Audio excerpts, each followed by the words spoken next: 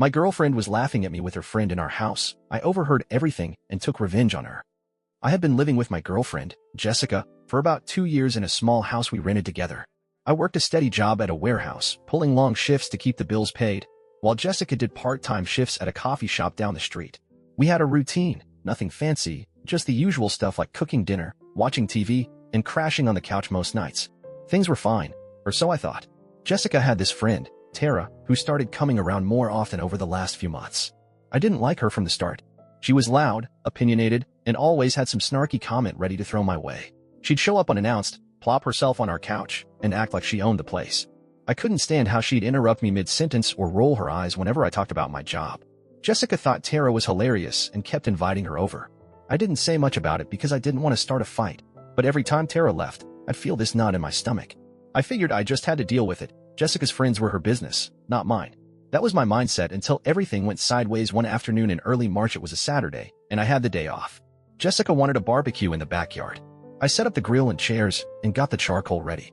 She invited her friend Tyler, a guy I didn't like. He was her high school buddy who always acted superior and made snide comments about me. I didn't say anything because I didn't want trouble. By noon, I was cooking burgers on the grill. Tyler arrived and sat with Jessica at the picnic table. He said I probably didn't know how to grill, and Jessica laughed. I ignored them and kept cooking. When the burgers were done, I put the plates on the table. They were already eating chips. I said I was going inside for a drink. I left the back door cracked open to let air in. That's when I heard them talking about May stood in the kitchen by the sink, reaching for a can of soda from the fridge, when Jessica's voice carried through the cracked door. She was laughing, and then she said I wasn't a real man. My hand froze on the can. I didn't move, just listened. Tyler chimed in, saying I was a wimp who couldn't stand up for himself. Jessica agreed, her tone sharp, saying she didn't take me seriously and never had. She mentioned how I let Tyler come over even though I didn't like him, calling it pathetic. Tyler laughed and said I was too soft, that I'd never do anything about it. Jessica kept going, saying I was boring and predictable, always working my warehouse job and coming home to sit on the couch. She said she needed someone with guts, not me. Tyler added that I was lucky she even stayed with me this long. Every word hit me hard, like a punch to the chest. I felt my face get hot, my stomach twisting into knots. I'd spent 2 years with her, paying rent, cooking dinners, thinking we were building something. And here she was, tearing me apart with Tyler, laughing like it was a game. I didn't want to believe it at first. I thought maybe I misheard, but they kept talking. Jessica said she only stuck around because the house was cheap and I didn't argue much. Tyler said I was a pushover, and she nodded, saying she could do better. My hand shook as I set the soda down on the counter, unopened. I couldn't breathe right. It was like the air got thick. I'd never felt so small, so stupid. I trusted her, thought she respected me, but she didn't. She saw me as a joke, and Tyler was right there egging her on. I stayed by the door, silent, listening as they ripped into me. Jessica said she'd been texting other guys, hinting she might leave soon. Tyler told her she should, that I'd just take it and cry about it later. They laughed again, louder this time, like they were proud of themselves. I didn't storm out or yell, I couldn't move. My head was spinning, replaying every moment I'd let slide. Tyler's comments, Jessica's eye rolls, the way she'd brush me off. It all made sense now. I wasn't her partner. I was her doormat. The barbecue was still going outside, the grill smoking, but I didn't care. I stood there, staring at the floor, feeling everything I thought I knew about us fall apart. She didn't love me. She didn't even like me. And Tyler was the guy she'd rather talk to, the one she'd probably leave me for. I clenched my fists, my nails digging into my palms. I wasn't going to let this go. I had to do something. I stayed in the kitchen for a few minutes after hearing Jessica and Tyler talk. My hands were still shaking, and my chest felt tight. I didn't want to go back outside and face them yet. I needed to think. Everything they said kept repeating in my head. Jessica calling me a wimp, Tyler saying I was pathetic, both of them laughing. I realized I couldn't keep living like this. I put up with Tyler for too long, ignored how Jessica treated me, and let it all build up. I was done. I decided right there that I wasn't going to stay with her. She didn't respect me, and I didn't want someone who thought so little of me. Breaking up with her wasn't enough, though. I wanted her out of my life completely. The house was in my name. I'd signed the lease and paid most of the rent. She could leave. I didn't care where she went, but it wasn't going to be here anymore. I thought about how she'd been texting other guys, planning to ditch me anyway. That made it easier. She didn't deserve to stay. I didn't owe her anything after what I heard. My mind was made up. I'd end it today and kick her out. Tyler could deal with it too.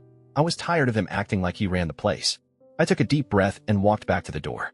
The barbecue was still going, and they were still at the table, eating and talking. I didn't know how I'd start, but I knew I wasn't backing down. I stepped outside, ready to take control of this mess. He walked out of the kitchen and into the backyard where Jessica and Tyler were still sitting at the picnic table. The burgers were half eaten, and the grill was smoking behind them. I didn't sit down. I stood there, looking at Jessica, and said it was over. I told her we were done, and she needed to pack her stuff and leave. My voice was steady, even though my hands were clenched at my sides. Jessica stopped eating and stared at me, her mouth open. Tyler put his beer down and leaned forward, like he couldn't believe what I'd said. I didn't wait for her to respond. I kept going. I told her I'd heard everything she said about me, how I wasn't a man, how she didn't take me seriously. I said I wasn't going to be her doormat anymore. Her face went pale, and she started to stand up, but I cut her off. I told her the house was mine, and she had no right to stay. Tyler stood up then, stepping closer, and told me to calm down. He said I was overreacting and needed to think it through. I turned to him and said I'd had enough of him too. I told him he was a jerk who'd been disrespecting me in my own house for months. I said he could get out too. I didn't want him around anymore. Jessica tried to say something, but I didn't let her. I walked back inside and started grabbing her things from the living room, her jacket, her shoes, anything I could find, and tossed them toward the front door. I kept moving through the house, grabbing Jessica's stuff and piling it by the front door. Her phone charger, her books, a couple of shirts she'd left on the couch. I didn't stop to sort it, just threw it all together. My heart was pounding, but I didn't feel bad about it. I'd heard her trash me, and that was enough to keep me going. She followed me inside after a minute, her footsteps loud on the hardwood. Tyler came in behind her, hovering by the doorway. Jessica's face was red now, and she was breathing fast. She tried to grab her jacket from the pile, but I stepped in front of it and told her to take it all and go. She froze, then started yelling that I couldn't do this, that she had nowhere to stay. I said that wasn't my problem anymore. Tyler moved closer and put a hand on my shoulder, saying I needed to chill out and talk it over. I shrugged him off and told him to back off. This wasn't his business. He squared up like he wanted to argue, but I pointed at the door and said he could leave with her or on his own, but he wasn't staying. Jessica grabbed a bag from the pile and started stuffing things into it, muttering under her breath. I didn't care what she was saying, I just wanted her gone. I went to the bedroom next, pulled her clothes out of the closet, and carried them to the front. She followed me again, trying to block the doorway, but I pushed past her. Tyler stood there watching, his arms crossed, like he thought I'd back down. I didn't. I told Jessica she had an hour to get everything and get out, or I'd call the landlord to enforce it. The lease was mine. She couldn't fight that Jessica kept packing, but she didn't stop talking. She said I was crazy, that I was throwing away 2 years over nothing. I didn't respond. I just kept pulling her stuff from drawers and dropping it by the door. She switched tactics then, saying she didn't mean what she'd said, that it was just a dumb conversation.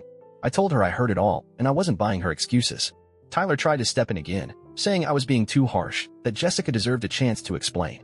I turned to him and said he didn't get a vote. He'd been part of it, laughing at me in my own house. I told him he was just as bad as her, always acting like I was beneath him. He took a step back, hands up, but didn't leave. Jessica started crying then, sitting on the couch with her bag half-packed. She said she'd change, that she'd cut Tyler out if I wanted. I didn't believe her. She'd been texting other guys, planning to leave me anyway, she'd said it herself. I told her tears weren't going to fix this. I grabbed my phone and set a timer for 45 minutes, showing it to her. I said that was how long she had left. She glared at me, then went back to packing, shoving clothes and shoes into bags. Tyler stayed by the door, quiet now, watching her scramble. I stood in the living room, arms crossed, making sure she didn't try to stall. She kept looking at me, like she thought I'd cave, but I didn't. I'd made up my mind, and I wasn't letting her stay a second longer than I had. To the timer hit 15 minutes, and Jessica was still dragging bags to the front door. She'd stopped crying, but her face was tight, like she was holding back anger. I didn't care. She could be mad all she wanted, as long as she left. She'd gotten most of her clothes and some random stuff from the bathroom, leaving behind anything she couldn't carry. Tyler offered to help, grabbing a bag and heading to his car parked out front. I didn't stop him. It got her out faster. Jessica paused by the door, turning to me with her keys in her hand. She said I'd regret this, that I'd be alone and miserable without her. I told her I'd take that over being with someone who didn't respect me. She shook her head and walked out, slamming the door behind her. Tyler followed, tossing her bags into his trunk. I watched from the window as they got in his car and drove off. The house was quiet then, just the hum of the fridge in the kitchen. I locked the door and went back to the backyard. The grill was cold now, the burgers still sitting there, untouched. I dumped them in the trash and folded up the chairs. It felt good to clean up, like I was wiping her out of the place. I checked the bedroom. Her side of the closet was empty. I threw out a few things she'd missed, like a hairbrush and some socks. I didn't want any trace of her left. By night, the house was mine again, and I sat on the couch, feeling lighter than I had in months. A week later, Jessica texted me. She said she was sorry, that she missed me and wanted to come back. I didn't respond right away. I thought about it for a day. She'd moved in with Tyler. I heard from a mutual friend, but apparently that wasn't working out. She kept texting, saying she'd made a mistake, that she'd do anything to fix it. I didn't buy it. She'd show me who she was that day at the barbecue, and I wasn't going back. I told her no, that we were done for good, and blocked her number. Tyler never reached out, and I was glad he could keep her drama. I changed the locks on the house, just in case, and started rearranging things how I liked them. The warehouse job kept me busy, and I picked up extra shifts to cover the rent alone. It wasn't easy, but it was better than living with her lies. I heard from that same friend that Jessica tried to badmouth me to people we knew, saying I overreacted, but most of them didn't buy it. They'd seen how she acted, how Tyler hung around too much. I didn't care what she said. I was free of it. The house felt like mine now, not ours, and I slept better knowing she wasn't coming back. I stood my ground, and that was enough.